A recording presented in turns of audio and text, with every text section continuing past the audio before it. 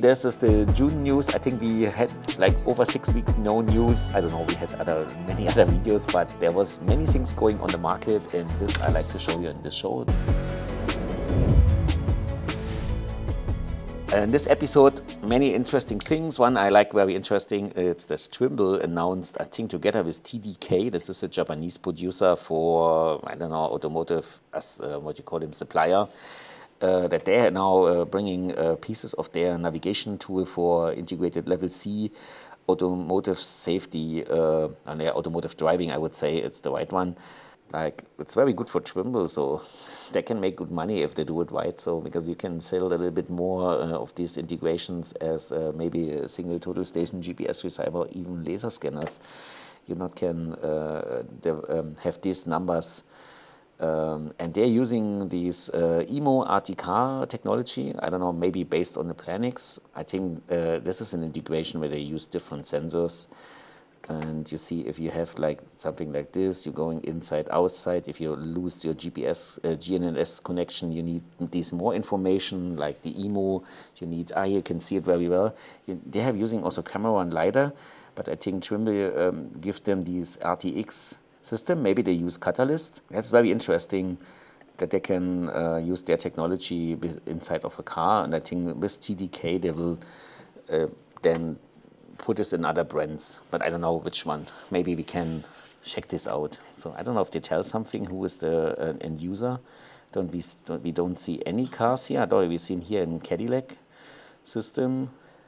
I think TDK is a Japanese producer, maybe in few of Japanese car. But it's interesting that the geodetic stuff is now, the technology is used now for these automotive driving. That means we are here in the right technology area.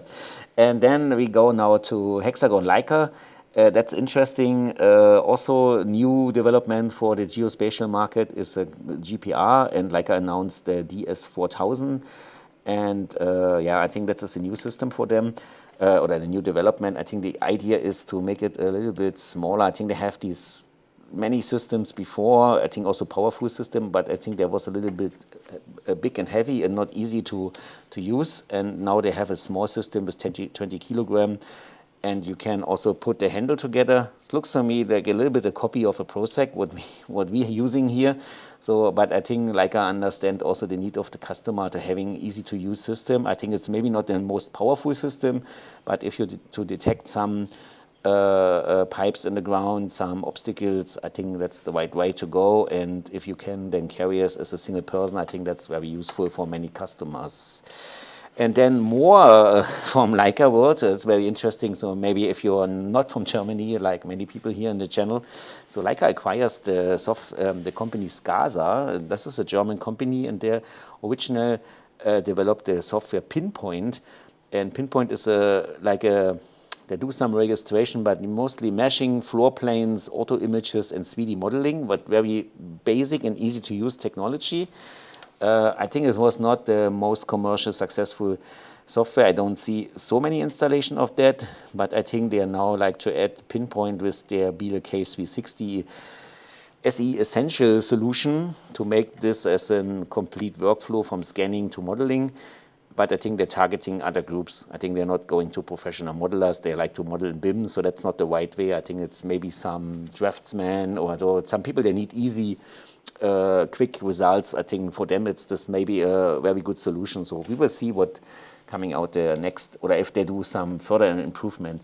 Scasa was, I think, original coming out from the University Aachen. This is in the west side of Germany, and is one of our tech premium universities. I think they're coming from this, and then they're making startup from that for a couple of years, and I think now they bring it to Leica. So we stay at Leica Hexagon, or now we stay in Hexagon. Hexagon also say that they acquired Aera Photo Europe Investigation. I think it's a French company, 10 people, 3 million turnover. And they're working hard for French government and using a lot for projects, and even in neighbor countries in Africa. And they're using a lot of Hexagon products like the HDR Cloud series. And I think they're like to working together. I don't know really complete understand why a provider of a system buy now in service provider, but maybe it's an interesting market with a lot of profit inside, so that even as a big company also now working here close to the government, or maybe they want bringing other software what Hexagon also own to this client. I don't know if you know maybe what is the strategy behind them. That's a big, like an OEM now goes in the service business. I think maybe not all service provider will like it, but I don't know what is the big plan behind them. So then we go up in the air. YellowScan, also from French company, they announced that they have a new point cloud smoothing in their software. You can see it here. This after the smoothing is much more clean point cloud or a smaller point cloud. You can see it also here, but here's is very small here. This is not good to see on the website, and we see even here that they have more smooth, and this more smooth data is better than for classification, for volume calculation. It's easier. We stay in the air. Next, what we see, it's these company Teledyne FLIR, and they're bundled now their FLIR system as a thermal images camera, bring it the sensor in the air together with to the drone. Together, I think with Area OGE, as they are working together with another company to make a combined sensor. And I think we have to check their video. I think there was something super good to see what makes sense. I think with the other sensor, you can look for like gas detection, like gas leaks. And now with the aerial system, you can also see where you have gas leak, like methane or other stuff. You can see it with a visual. I think that's the idea, to combine both of the sensors together. It is not a single sensor what you can buy. It's a sensor what is focused for integrators that can integrate this in their solution. We stay here in the we stay here, even back what I say, like super active in the last 6 weeks. They announced also a new mobile mapping system, the TRK300, and they're making this. I think it's an entry market system. So you have a dual head sensor. You have an EMO. You can scanning up to 150 meters, and the total is 300 meters, maybe 150 to each side. I'm not totally sure which sensor they use. Definitely, they don't have a very expensive Teledyne or OPTIC Teledyne or a ZF scanner inside. I think they're using Hesai XT maybe. I'm not totally sure which one they use, but they're offering then, I think, a system what is a single person use. I think that was the problem with the heavy systems. You need 2 persons to carry this, and I think it's something for GIS and maybe map. It's not GIS. I think it's maybe easy mapping where you not need the highest accuracy in your laser data. That's just the point, and single use to make it more flexible for the customer group. Then we are inside. I think there was already a single head system here. No, this TRK100. This was the system for GIS application. Then you have the Neo and the TRK Neo. This is the more advanced system. You see, you have more sensors, and I think this new one is something between them, I would say. But they have an accurate GNS and IMU system, and it's lightweight and rugged. And you have a dual sensor head with 64 beams. That looks like in Hesai 32 with 2 and 1.28 million points per second. And I think they can also make multi-beam processing.